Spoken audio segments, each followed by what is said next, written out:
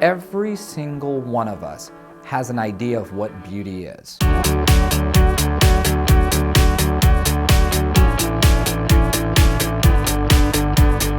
My job is to listen to you, figure out if your idea of beauty is something that I can realize, and if that's what you want, I need to modify my vision of beauty to fit your vision of beauty. If there's one procedure offered at Athré Facial Plastics that just sets us apart from every other plastic surgery practice out there, is rhinoplasty. There's a lot of people that come in and say, hey, I don't like the shape of my nose, or I don't like the way that my nose looks. What does that really mean? The nose is one of the most visible objects on the face.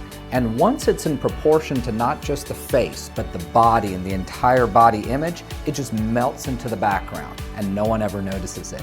Every single person out there has a certain attachment to their nose. Oh, that was my dad's nose. My dad's Italian and this is my Italian nose. Whatever that adjective may be, there is some defining characteristic that basically every individual has that defines their nose. And when we provide a consultation, it's trying to take every single one of those little nuances into account to find something that is so harmonious with that patient's face. There's several different kinds of rhinoplasty, and we try to categorize them in two large categories.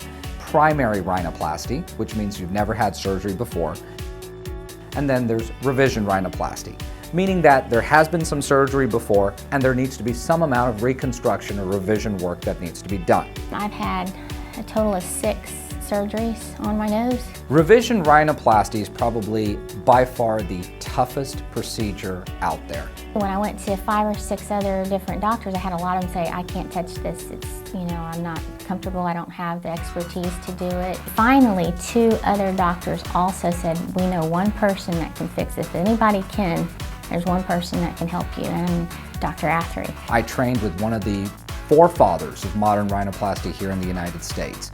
So the number of cases that I did in training just kind of truly set me apart in terms of the way I think about rhinoplasty and how that rhinoplasty patient should be treated. He had such enthusiasm. He was like, I'm not scared of this. He goes, I can fix this. In my opinion, if he can't fix it, no one can. Tell my patients what I truly want from them is for them to be able to walk into the mall after surgery and someone should say that hasn't seen them in a while, is there something you did different with your hair?